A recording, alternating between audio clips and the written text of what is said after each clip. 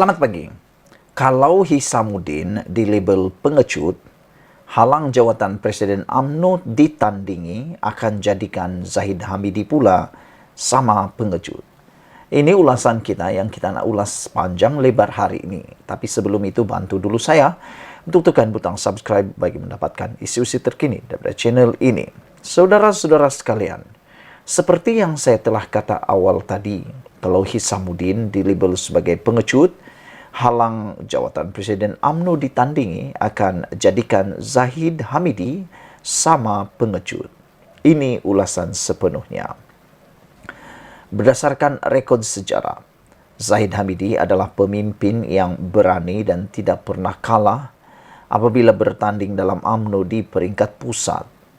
Beliau berani bertanding jawatan Ketua Pemuda UMNO pada tahun 1996, walaupun lawannya ketika itu ada yang berjawatan menteri dan menteri besar.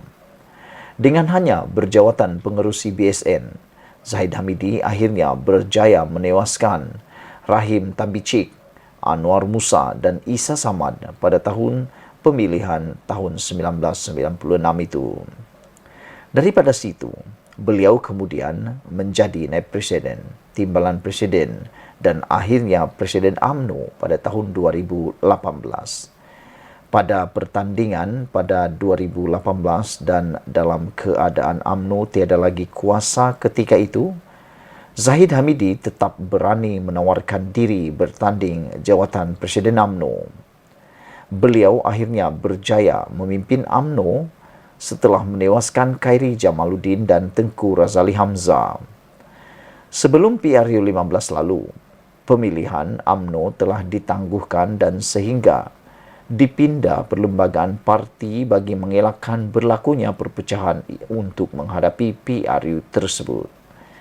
Dalam keadaan UMNO perlu bangkit dan bersatu bagi menghadapi PRU 15, keperluan mengelakkan pertandingan itu adalah boleh diterima kewajarannya.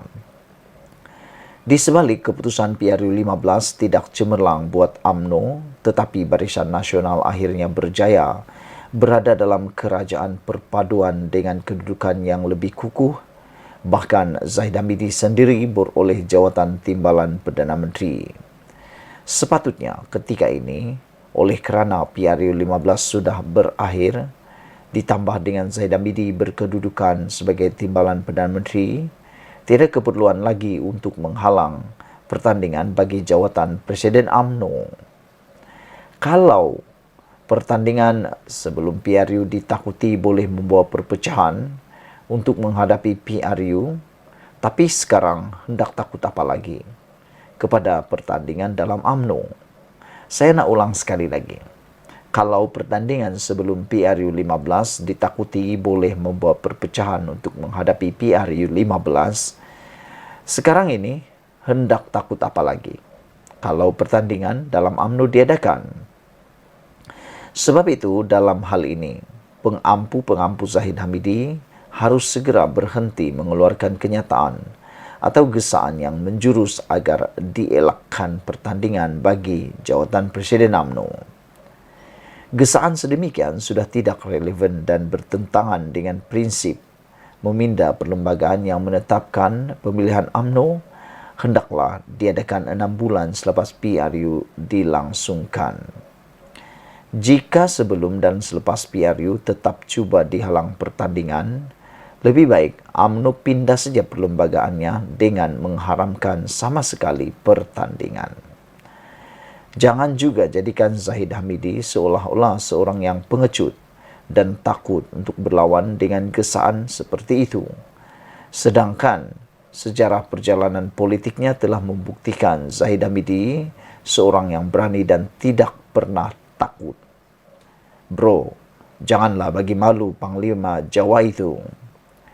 Selain itu, jika Nur Jazlan Mohammed yang merupakan seorang penyokong kuat Zahid Hamidi berani melabel Hisamuddin Hussein, pemimpin yang diwar-warkan akan mencabar Zahid Hamidi bagi jawatan Presiden UMNO sebagai seorang pengecut, apa bezanya dengan Zahid Hamidi sendiri? Tidakkah dengan gesaan agar jawatan Presiden UMNO tidak ditandingi turut merupakan tindakan pengecut dan ingin menjadikan Zahid Hamidi sebagai pemimpin yang pengecut.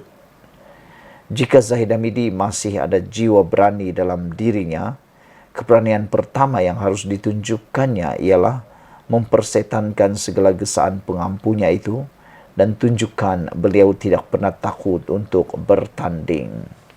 Saudara-saudara sekalian, pada pendapat saya, bukanlah kehendak Zahid Hamidi untuk tidak mau bertanding, tetapi mungkin juga pengampu-pengampu ini sendiri yang berpendapat supaya Zahid Hamidi tidak ditandingi.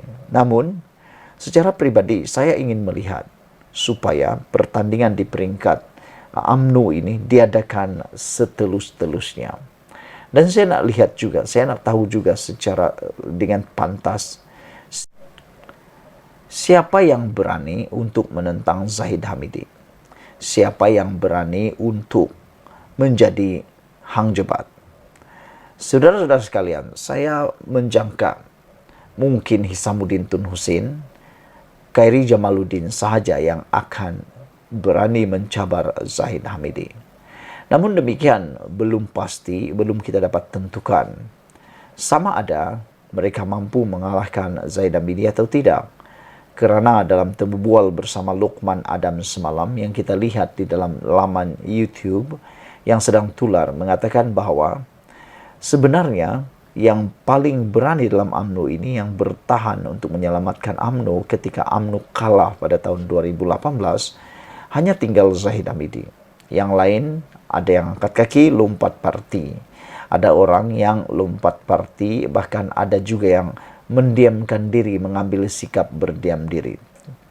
Kata Luqman Adam, yang bertahan untuk mahu supaya UMNO tetap kuat dan dapat berjuang bangkit semula hanya Zahid Hamidi.